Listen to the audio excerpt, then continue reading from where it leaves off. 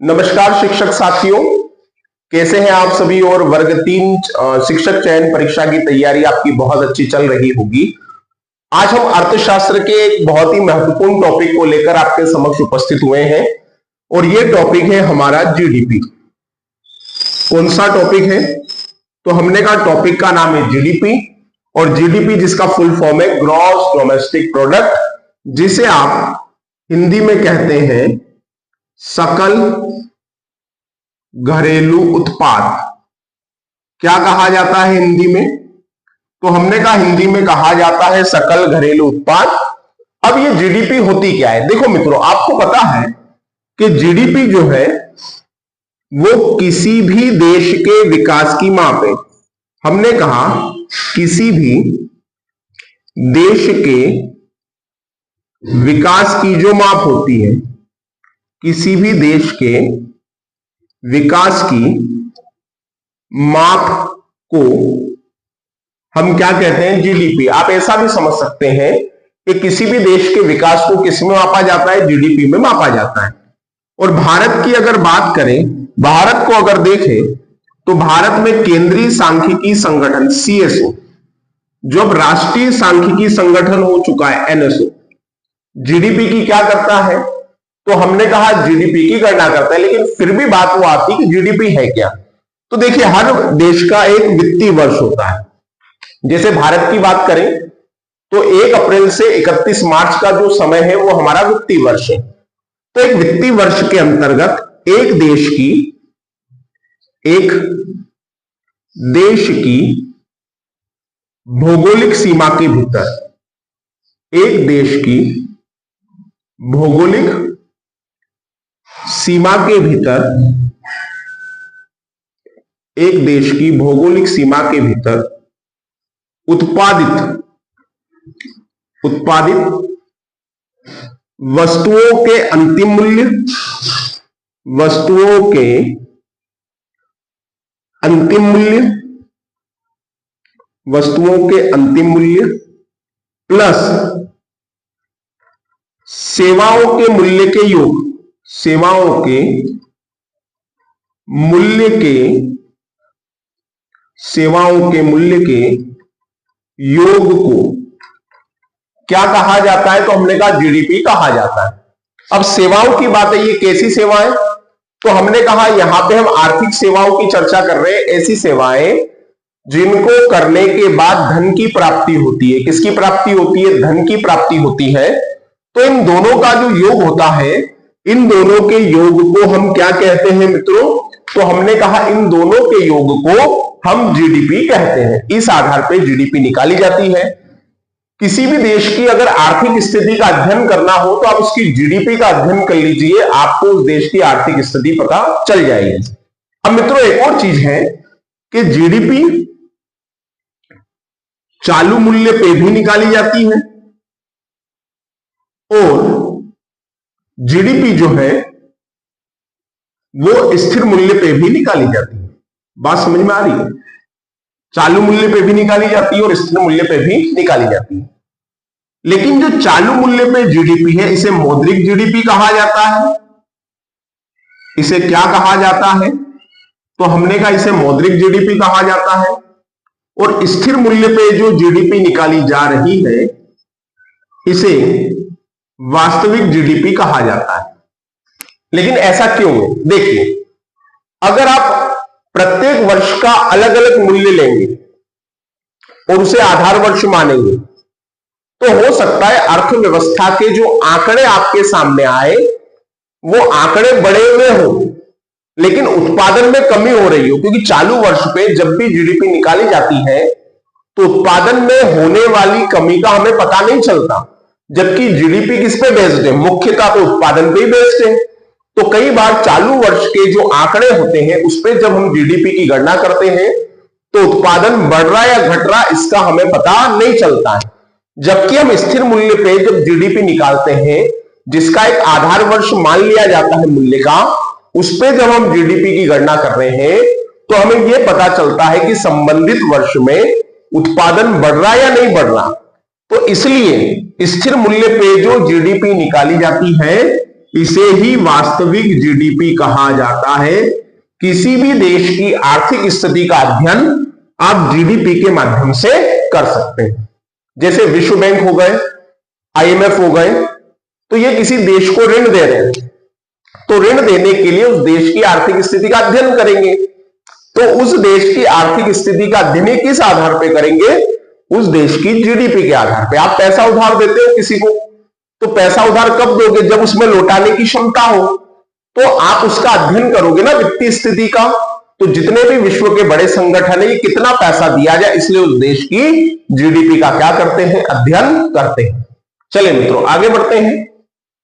GDP के बाद अब हम चर्चा करते हैं एनडीपी की। किसकी चर्चा करते हैं मित्रों?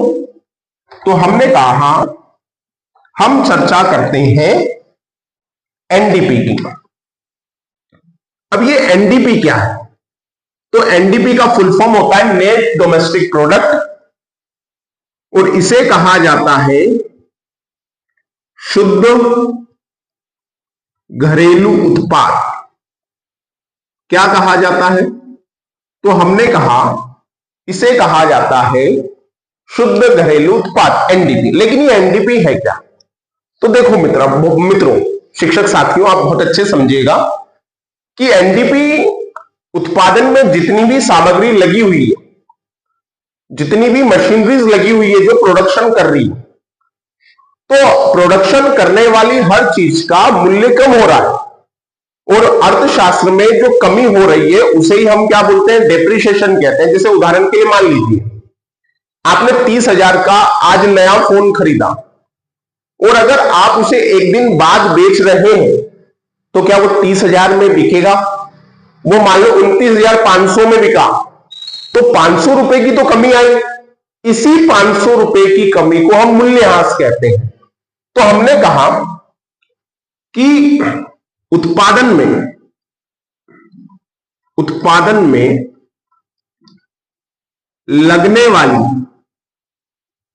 लगने वाली सामग्री, जैसे मशीनें, सामग्री में आने वाली कमी को हम क्या कहते हैं?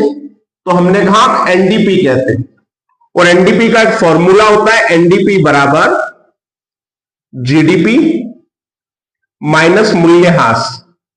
क्या होगा? जीडीपी माइनस मूल्यह्रास। मूल्यह्रास किसको दर्शाता है? तो मूल्यह्रास कमी को दर्शाता है। लेकिन ये कमी का आकलन कौन करेगा? कोई तो होगा जो कमी का आकलन करेगा। डेप्रिसिएशन कितना होगा इसका आकलन कौन करेगा? तो दोस्तों ध्यान रखना, भारत में वाणिज्य एवं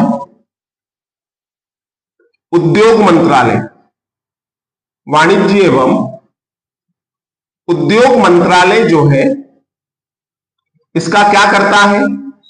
तो हमने कहा इसका आकलन करता है। तो इस आधार पे एनडीपी निकल आता है। क्या निकल आता है? एनडीपी। अब दोस्तों एनडीपी के बाद अब आगे चलते हैं जीएनपी पर। हटा दें। तो अब हम आगे चलते हैं जीएनपी पर। अब हमने कहा जीएनपी क्या है? जीएनपी, अब जीएनपी का फुल फॉर्म होता है gross national product. Gross national product का मतलब होता है सकल राष्ट्रीय उत्पाद। सकल राष्ट्रीय उत्पाद क्या होता है? तो हमने कहा जीएनपी का फुल फॉर्म होता है सकल राष्ट्रीय उत्पाद। अब देखिए जो जीडीपी आई है, जो जीडीपी निकाली है, इस जीडीपी में आप प्लस करोगे विदेशों से प्राप्त होने वाली आय को। विदेशों से प्राप्त होने वाली आय कौन सी आय? हमने कहा विदेशों से प्राप्त होने वाली आय को जीडीपी में क्या कर दिया जाएगा? जोड़ दिया जाएगा। अब बात यह आ रही है कि विदेशों से कौन सी आय आ रही है? विदेशी भारतीय कंपनियां विदेशों में है, वो अपना प्रॉफिट भारत भेज रही है, कई लोग भारतीय हमारे विदेशों में काम कर रहे हैं, वो पैसा भारत भेज रहे हैं, और भारत ने अगर किसी देश को पैसा उधार दिया है तो उसका ब्याज भी भारत में आ रहा है। तो विदेशों से जो आय भारत में आ रही है उसे हम जीडीपी में क्या करेंगे, जोड़ेंगे। और अब कुछ आय भारत से आ रही है, बाहर से भारत आ रही है, और कुछ इनकम भारत से बाहर जा रही है, तो विदेश से प्राप्त आय जोड़ देंगे और घटाएंगे विदेशों को जाने वाली आय। इसमें आयात निर्यात भी शामिल है, क्लियर है, क्योंकि हम आयात करते हैं तो पैसा भारत से बाहर जाएगा और निर्यात करेंगे तो पैसा विदेश से हमारे यहां आएगा। तो जीडीपी प्लस विदेशों से प्राप्त होने वाली आय माइनस विदेशों को जाने वाली आय, इस आधार पे हम जीएनपी की गणना करते हैं। भारत का जीएनपी जीडीपी से कम है मित्रों। क्या कहा मैंने आपसे यह कहा कि भारत का जीएनपी जीडीपी से कम है। ध्यान देना, मैंने आपसे यह कहा है भारत का जीएनपी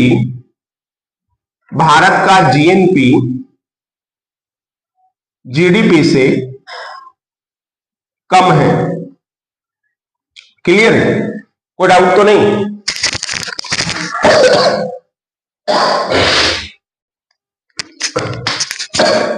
चलिए, मैंने ये कहा आपसे कि भारत का जीएनपी जीडीपी से कम है। तो अगर अब बात की जाए कि भारत का जीएनपी जीडीपी से कम है, तो अगर ये ज्यादा होता तो क्या, तो देखिए अंतरराष्ट्रीय मुद्रा कोष जो है, आईएमएफ जो है, ऐसे देश को विकसित देश मानता है जिसका जीएनपी जीडीपी से ज्यादा होता है। क्लियर है, तो हमें तो नहीं मानेगा क्योंकि हमारा जीएनपी जीडीपी की तुलना में क्या है, कम है। ठीक है मित्रों, अब आगे चलते हैं और आगे हम देखते हैं अगला जो है जिसे हम एनएनपी कहते हैं। क्या कहते हैं मित्रों, तो हमने कहा जिसे एनएनपी कहा जाता है, जिसे हम कहते हैं net national product, NNP net national product, Hindi में कहा जाएगा शुद्ध राष्ट्रीय उत्पाद। कौन सा उत्पाद, तो हमने कहा शुद्ध राष्ट्रीय उत्पाद। क्लियर है।